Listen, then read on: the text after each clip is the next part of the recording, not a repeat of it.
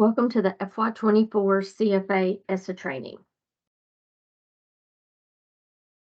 Before we get started, let's look at the Best for All strategic plan and the 3 buckets that entails. I'm going to relate this to the titled programs under ESEA within the CFA. When I see academics, I think about Title I in assisting in the high quality education no matter where a student lives. Under student readiness, I really think about the non-academic needs and how Title IV has allowed that, as it does serve academic as well under Title IV. And under educators, I think about Title II and the professional development that can occur with those funding sources. Our agenda is pretty lengthy today, so we will go ahead and get started with some updates and reminders for the FY24 CFA. First, just remember that portions of the CFA need to be consistent. For example, with your personnel FTEs, ensuring what is in those personnel charts also aligns to what is in the budget narrative. And then remembering that many sections of the CFA connect to one another with autofills, especially when it comes to tagging. Remember that the descriptions with keywords and phrases, especially with Title III, and ensuring it is supplemental. And we have pre-K impact numbers that are being collected for Titles 1, 2, 4, and 5. With the budget tags and budget narrative requirements, the purpose of the budget tags is to narrow the focus on the money being spent. It also allows you to track the money by tagging it that can link to the district set-aside page or the program details page. And as a reminder, remember 1 tag to a budget line item. These are the budget tags that are required within the CFA on the ESEA side. They are mandatory. The only new one this year is the additional family engagement tags under Title I Part A. Some budget expectations, ensuring that all expenditures are reasonable in nature, that they are necessary for carrying out the intent of the grant, and that they are allocable. Remember with your budget expectations to explain and justify the need for whatever is being purchased. These are a list of questions to ask yourself to ensure you're being specific enough to ensure that the reviewers know it is allowable and reasonable. When it comes to personnel, remember that the position titles need to be consistent throughout the application and the FTEs as well. Remember, you do not include staff names. A few examples of how we want to see budget narratives within the CFA. This one is with equipment. Instead of just saying supplies and materials, actually explaining what supplies and materials, and if possible, what schools will be utilizing them. Same thing with professional development. Instead of being vague and just saying it's professional development for technology teachers, telling exactly who is going and what conference it is and what that includes.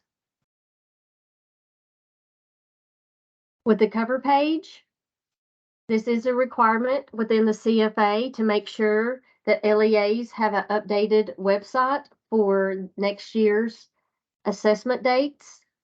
At the moment, they have not been released, so utilize the ones you know at the LEA level, and you can put to be announced for the rest. Do note this is reviewed by the IDA regional team. With the allocation section, the first thing you'll see on the allocation section is your Consolidated Administration. When you are placing money into that area, remember the limitations for each grant, and that at a minimum of $100 on the original allocation must be paid for each program administered. Do note you have to think of your indirect cost as well when it comes to your limitations with con admin. This is an example of where consolidated administration can be found within the allocation section. And do note, once money has been placed into con admin, that section will appear within the CFA.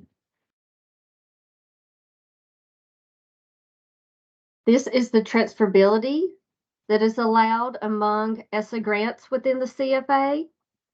Do remember that the identity is being taken on of the award program that the money is being placed into.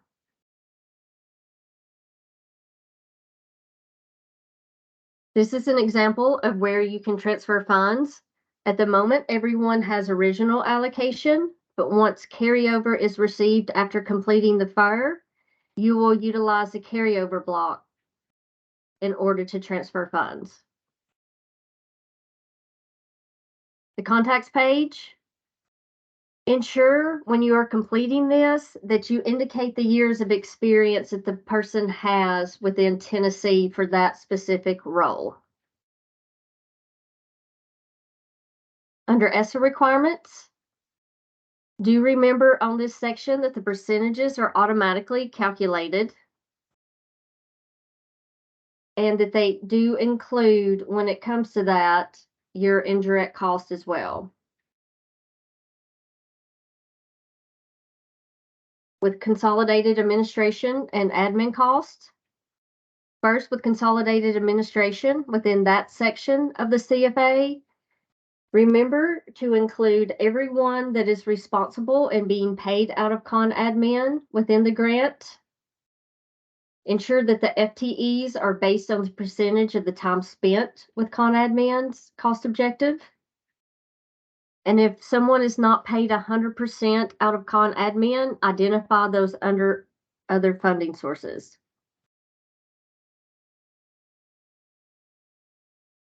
This is another slide that has a grant contribution limits in a friendlier format. And do remember, it is not only your direct administrative cost, but your indirect cost as well that are calculated in these percentages. Within each ESEA grant, there is a program details page. On that details page, the first thing that you are asked is if you are utilizing con admin, you check that box. If you're not utilizing con admin, you will check that box and answer how that specific program will be administered. Who are the staff that are responsible for the administrative part of those grants? Remember, we need titles, not names, along with the FTE supported by the title funds and any other funding sources. Under Title I, Part A, remember on the program details pages that what you place in the budget, that you check the correlating boxes on the program details page of how that money will be utilized. Also ensure to remember the coordination of funds and services that the LEA has. Something new for the personnel detail page for FY24 in regards to the regular school year is LEAs will have the ability to upload an Excel sheet for the regular school year personnel. We believe this will assist the large urban LEAs who combine multiple personnel with the other columns. So if you complete the Excel sheet, you do not have to worry about completing that personnel details page, but do ensure that you upload it. When it comes to poverty and allocation of funds, remember that this is a separate page for this information right before the school eligibility page. And note, once the data is entered on this page and the original CFA has been approved, and also on the school eligibility page, that those items cannot be changed. There is the exception under ESEA for new or expanding charter schools, as long as they are within the time frame of letting the LEA know.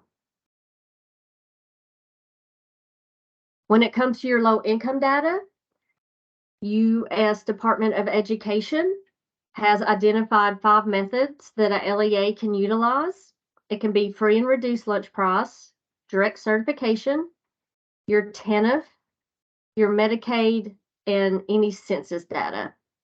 Do ensure that if a combo is utilized above, say for example, you have all schools that are free and reduced price lunch, but then you do find other students on the direct certification list, that you make sure that they are not double counted and you remove those, because they might be on both the free and reduced price lunch along with direct certification. So just making sure you remove any duplicates, but you are allowed to use a combination of this data. When it comes to the method to allocate funds to schools, LEAs have the autonomy to use district-wide ranking, grade span ranking, and do remember there are a couple exceptions when it comes to schools that qualify for Title I.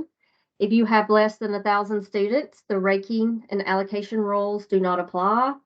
And if you're a single attendance area, all schools can be eligible that qualify for Title I. Also, with identification of schools, if you serve any school below 40%, but at least at or above 35%, to select that method. And then LEAs can decide on either utilizing the district-wide poverty average or the district-wide grade span average. With school eligibility, LEAs have the ability to prioritize high schools that have 50% or more. But do note, with the 75% rule of schools that have to be served, that means any high school that is 75% or more must be given priority over those that are 50% and 74%. LEAs also have the autonomy, once a school drops below 40%, to request a waiver to implement the school-wide program. The waiver must be uploaded in either the Identifying and Ranking Schools page or the related documents. If you have a school that drops below 40%, during that first year only, LEAs have the option to grandfather it in. After that, LEAs must complete a waiver. Some school eligibility overview of things to consider and complete when you're utilizing the ranking and serving rules. Do remember, any school with 75% or more must have funds allocated to it. And then after that, the LEA can either utilize their district-wide or grade span ranking. Do remember that if a school whose poverty rate drops below 35%, LEAs must utilize 125% PPA rule. With students experiencing homelessness, there are different types of funding source that can be utilized. We realize not all LEAs have all of these, but all LEAs must ensure that they meet the requirements of the McKinney-Vento Act. Something new on the homeless students page is ensuring, when you're describing how the set-aside is being determined, that you include your community-based organizations, per pupil ratios, and any data trends when it comes to determining the amount.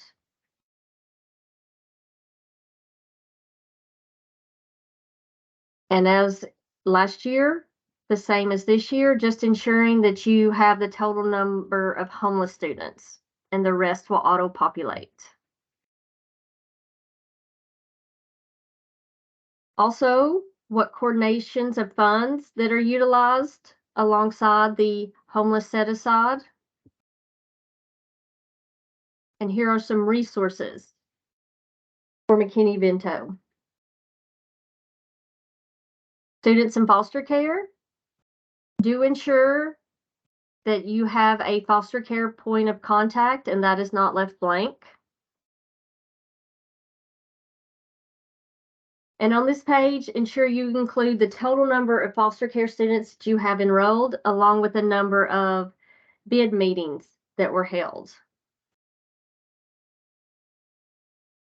And this is an example of how that looks within the CFA.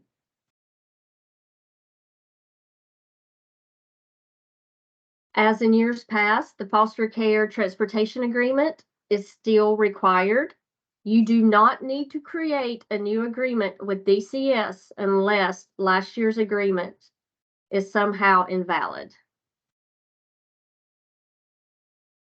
These are some resources to help LEAs. With the district set-aside page, remember that the purpose of this page is for money to be withheld from the spiral at schools, and this ensures that they are not utilizing funds that the district has decided needs to be set aside to benefit all the Title I schools.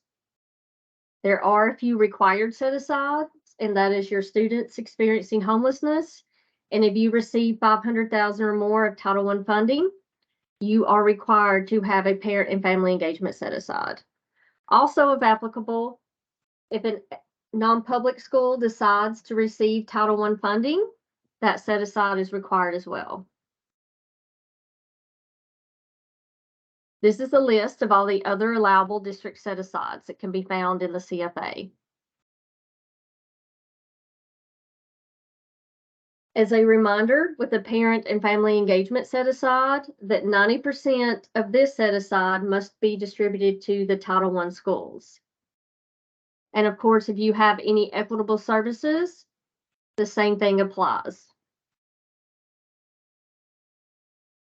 Ensure on the parent and family engagement set-aside page that you answer all the questions for those that it's required of public schools and non-public schools. And there are a few budget tags within the district set-aside that link to it, either through auto-populating on that side or tagging it and being able to determine the full amount. So LEAs can utilize the filtering tool at the top of the budget page to ensure that their district set-aside amount matches up to what is in the budget throughout the application. On the related documents, there's a little change this year. You can either A, upload the documents here in the related documents section of Title I, or B, within its applicable section this year. For example, the foster care transportation agreement can either be uploaded in the students and foster care page or the related documents page, and the same thing for the school-wide waiver approval upload. That can either be completed on the identifying and ranking schools page or within the related documents page. And do know that one location links to the other. With Title I Part A neglected, there are no changes from last year. Just remember to update the needs assessment and MOUs. For resources and assistance, please contact Jackie Jacobson.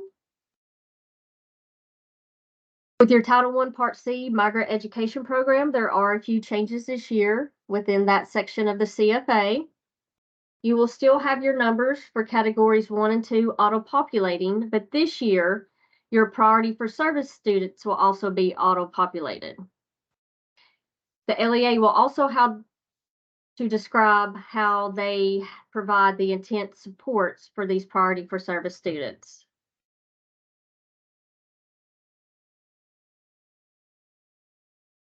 And something else new for the Title I Part C program details page is the LEA will need to describe their process for the occupational surveys and the individual needs assessment. Also, an LEA will need to describe how they complete their data management and the processes and procedures with that. And also remember with the Parent Advisory Council that what the plan is for the LEA or the process when it comes to completing this. And as a reminder, as of FY23, LEAs who receive Title I Part C funding are no longer responsible to provide services to pre-K and out-of-school youth. The state MEP contractor completes that now. And finally, with programming, what you utilize within the program details page also needs to correlate within the budget. And if there are any positions within the Title I Part C application, the job description will have to be uploaded in the related documents section of this part of the CFA. And here are resources and support for this section.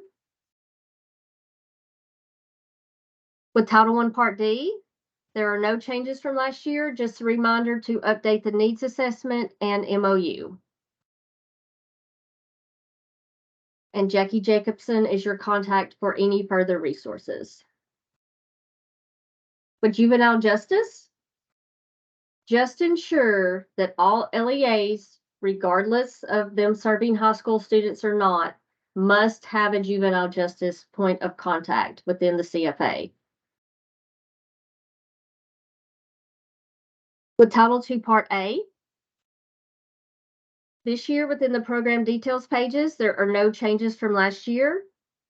But as a reminder, on the program description, ensuring what is in the budget allows to the program description completion. And as a reminder from last year, ensuring that the Informed Tennessee needs assessment that was completed aligns to the purchases and professional development that occurs within the Title II budget. And you must answer that question within the Title II Part A program details page.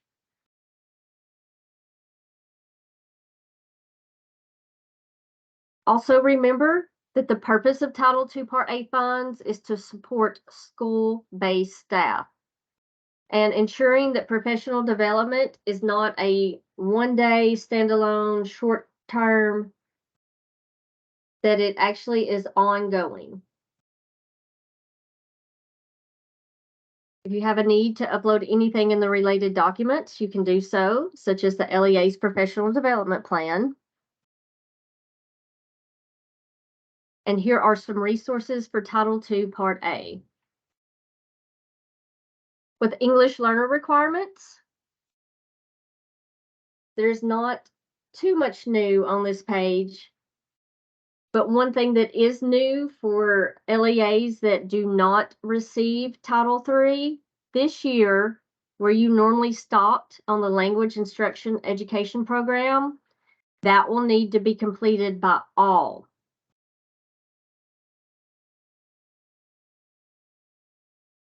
The same 1 to 35 staff to child ratio will still be on there.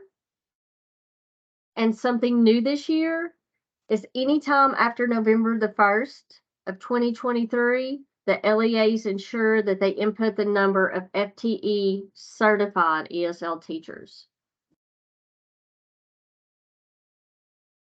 And a few reminders, remember that Title III funds not only supplement state and local, but they also must supplement federal as well. And when it comes to translation and interpretation, there is guidance on what general purpose must fund due to the law and what can be funded under federal funds. Another reminder is only your active ELs and immigrant students may be served under Title III.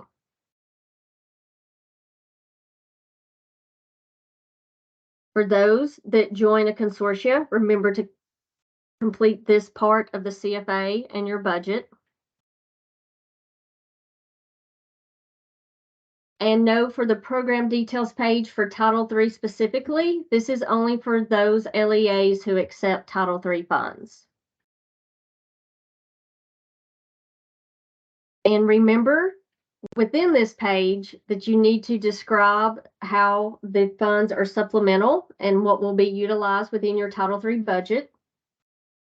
And in addition, measuring how the LEA will do the return on investment and how the impact of what they utilize for their Title III funds had on any English language development results. And this response needs to be tied to your annual Title III self-assessment. And do remember, under ESEA law, if you receive Title III funds, you must provide parent, family, and community engagement activities. Something new that has been moved from the English Learner Program Details page to the Title III Programs Details page is what all will be implemented through the Title III funding. And remember, D&E must be checked. Here are a few resources. With Title III Part A, there aren't any changes. Just remember, this is for your standalone and consortia leads only to complete this part of the CFA. Moving on to Title IV Part A, our SSAE grant. Remember, on the program details page, you have to choose how the funds will be distributed. And there are 3 content areas in which the LEA can utilize with their Title IV funding: the well-rounded, safe and healthy, and effective use of technology. A new item this year under the Title IV Part A program details page is LEAs are asked to describe how they consult with the appropriate stakeholders when it comes to determining the needs for your Title IV funding. And do remember, this is most likely part of your Form 10 planning process. With the program details page, there is a little new for FY24 under box 4. You will both describe how the intended outcomes for the activities, what is your goal on that, and then how you will assess the effectiveness of those activities.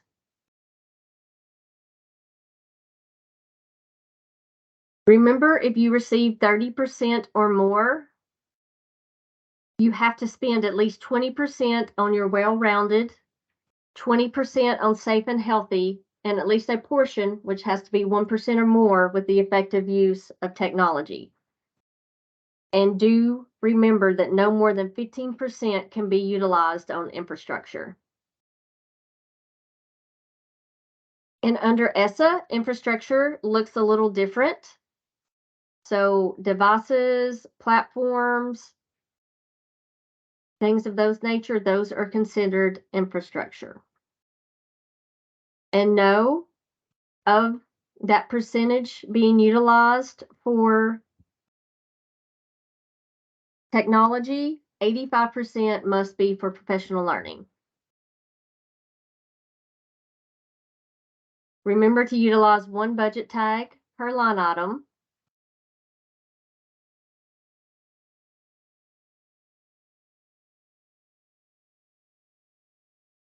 And some new items for FY24. There are quite a few new assurances that you will have to read and check that you have read this.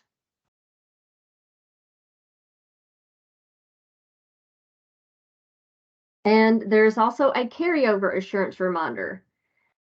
And the purpose of that is the LEA is assuring that there is an internal control and they have the proper processes in place to track unspent required minimum funds from the prior fiscal year. So if you only spent 18% of your last year's fund for well-rounded educational opportunities, you have to then again ensure that that is fully spent for this coming year.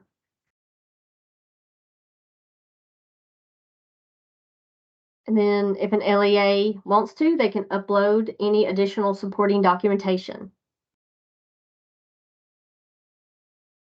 Here are some resources to utilize when completing Title IV. Moving on to Title V, Part B, Subpart 2. There are no changes from last year, just ensuring that you answer the questions on the program details page that aligns to what is in your budget narratives. And as a reminder, Title V, Part B is the same as Title III with their supplement, not supplant. Not only is state and local a big deal, but you also have to include federal when thinking about supplement, not supplant. And there is an option for any possible supporting documents. And this is a list of educational resources for your Title V grant. With class size reduction, LEAs have the options for Titles 1, 2, and 5 to utilize those funds for CSR teachers. Just ensure you complete this page. Do note certain ones will be grayed out at the beginning. You will also have to answer questions regarding the implementation of the CSR teachers.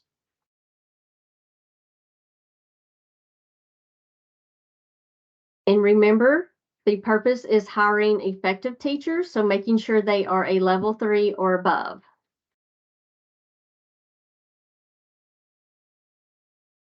And in order to complete that, LEAs by October 1st, under ePlan's LEA document library, must upload a letter signed by the director of schools on their own letterhead, ensuring that the CSR teacher meets all state qualifications, is teaching in the field that they received their certification, ensuring they're not teaching on a waiver, and of course, documentation proving they are a level 3 or above.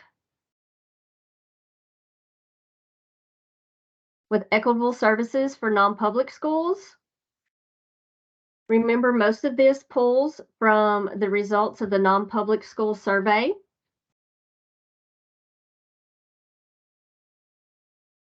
And an overview of how the money is determined when it comes to the Title I Part A. The LEA is looking for non-public low-income students as fund generators from the LEA's Title I attendance areas in order to have funds. With Title I Part C, the number of migratory students enrolled. And with Title II, it is the general K-12 non-public total enrollment.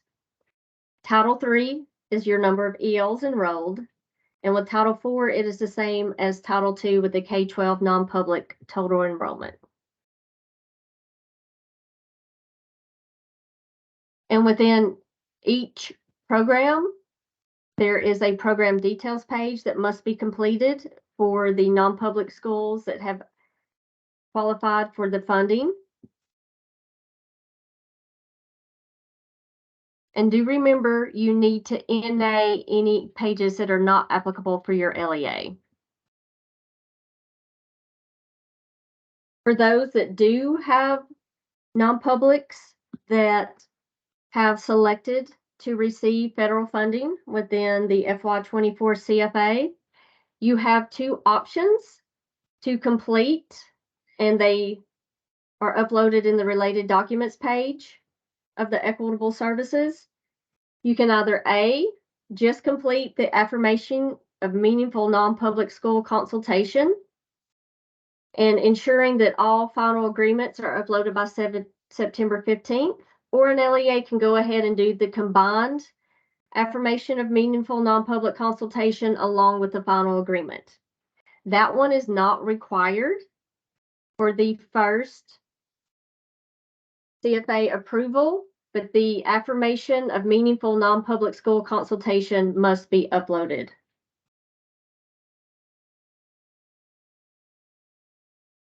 Just some resources, contacts, and upcoming dates. When it comes to resources, there are two guides within TDOE resources within ePlan that are extremely beneficial. The first one is the Federal Funds Guide. It helps provide an explanation and starting point for each funding source within the CFA, and also your consolidated funding application guide. And this provides a step-by-step of how to complete the CFA and provides information on the why. And this is an example of how it looks right now in TDOE resources for the FY24 CFA information. This is the Divisional Coordinator Map and who you need to contact with regards to completion for your CFA. And if you have any fiscal questions with regard to SNS, this is the Fiscal Consultant Map and who to contact. As a reminder, the CFA opened on March the 1st, and it is due May the 1st. And then by July 1st, all CFAs must be approved by the department. Thank you for listening to this presentation.